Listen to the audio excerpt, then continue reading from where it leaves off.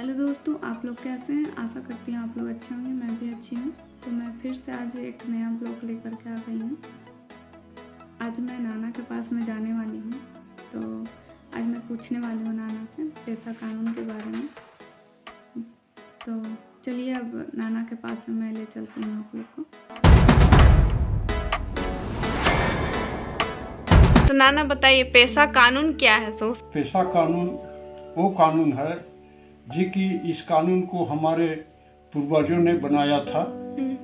उस समय तो लिखता पढ़ता कुछ नहीं था, लेकिन उन लोग अपना अंदाज और अपना ज्ञान से पेशा कानून बनाया था कि कहे कि इस क्षेत्र में कहा जाए या पूरा छोटा नागपुर में कहा जाए तो पेशा कानून यहाँ पर लागू को सरकार मान्यता तो दिया है, लेकिन अभी तक पेशा कानून हमारा पूर्ण रूप से लागू नहीं हो सका है। अच्छा। काहे कि पेशा कानून के तहत जैसे कि अभी आपका गांव पंचायत में चुनाव होता है, जहां आदिवासी बहुल क्षेत्र है वहां पर चुनाव नहीं होना चाहिए, बल्कि पेशा कानून लागू होना चाहिए। अच्छा। लेकिन इस कानून के लिए भी हमारे नेता लोग लड़ रहे हैं। देखिए आगे क्या होता है क्या नहीं होता है। ऐसे हमारे झारखंड के अंदर में 14 जिला ऐसा है जिसमें पेशा कानून लागू होना चाहिए। पेशा कानून लागू होने से यहाँ मुखिया का चुनाव नहीं होना था। इस पेशा कानून के आधार पर कानून कहता है कि जो भी गांव के ग्राम प्रधान हैं, पहान पुजार महतो, उन्हीं के आधार पर यहाँ का नियम कानून और जो भी सरकार की तरफ से लेन देन जो भी है इन्हीं के अधीन होना चाहिए था। अच्छा। लेकिन वो अभी नहीं हो रहा है। सरकार एक तरफ से हम लोग को गुमराह भी करता है, एक तरफ से कहता है कि हम ऐसा कर रहे हैं वैसा कर रहे हैं, लेकिन अभी तक हुआ कुछ भी नहीं है।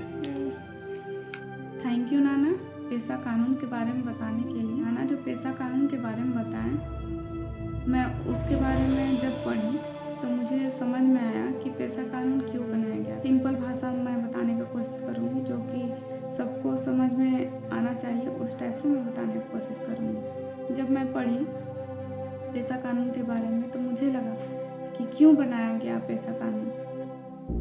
तो जैसे कि आदिवासी अपना समूह का स्वतंत्र एक व्यक्ति है। आपके पास अपने समूह का एक स्वतंत्र कल्चर है।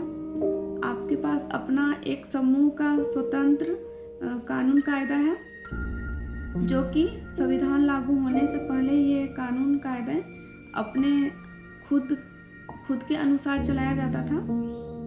आज भी उसे संविधान के अनुसार चलाने का अनुमति देता है सरकार, क्योंकि जन्म से लेकर के मरण तक का खुद के समूह में ही काम किया जाता है। क्योंकि हाँ, तो देखिए मैं पाषाण काल में चल जाइए, लेकिन पाषाण काल में तो उस समय था कि सब घुमंतु था, घूमता फिरता था सब, और फिर उसके बाद में कच्चा मांस खाता था, सब लंगा रहता था पाषाण काल में। देख लीजिए आप लोग कि उस समय देख लीजिए, ना ही कोई डॉक्टर, ना ही कोई इंजीनियर, ना ही कोई नर्स, ना ही कोई जज, ना ही कोई मुख्यमंत्री, ना ही कोई प्रधानमंत्री, कुछ इस सब का वर्ड कुछ भी नहीं था।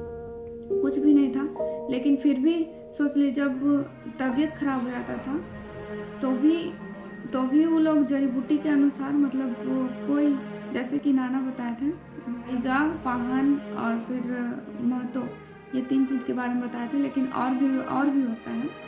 तो यही लोग होता था। बैगा का काम था कि उनका काम था कि वो जड़ी बूटी से उन सबको ठीक कर देना, बैगा का काम होता था।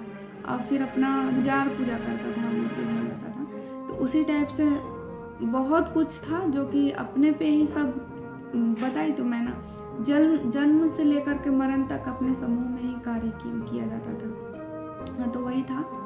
तो और एक मान लीजिए हमारे पूर्वज साइंटिस्ट लोग थे, जो कि एक एक चीज़ के बारे में वो लोग खोज किए और उसके बाद में वो हम लोग को बताए हैं। लेकिन अभी का इंसान लोग सब उसको धीरे धीरे भूलते जा रहा है। तो मैं वही बताना चाह रही हूँ कि भूलिए मत अपना संस्कृति को, अपना कल्चर को, रीति परंपरा, ये सब को भूलिए मत। इसको बचा करके रखिए अभी भी। और आगे और भी हमारा पेशा कानून, और अगर पेशा कानून अगर समझ में आ गया सब कोई को, तो हम लोग का आदिवासी समाज कभी भी पीछे नहीं रहेगा, सब आगे निकल जाएगा। बस इस चीज़ को समझिए कि हमारे पूर्वज साइंटिस्ट लोग थे, जो हर एक चीज़ को, छोटा छोटा चीज़ को भी वो लोग समझ करके, जांच करके और हम लोग को बताने का कोशिश किए। फिर उसी टाइप से पहले सत्य था, सत्य के कारण ही सबको, बहुत कुछ को बोलेंगे जादुई टाइप से भी था, जो कि बहुत कोई समझ जाता था। आप लोग पीके देखे होंगे, मैं पीके के बारे में हमेशा जो बता रही हूँ तो वही रियल है, जो कि उसमें बताने की कोशिश किया गया है कि उसमें आप लोग को पता चल जाएगा कि आदिवासी लोग किस टाइप से था।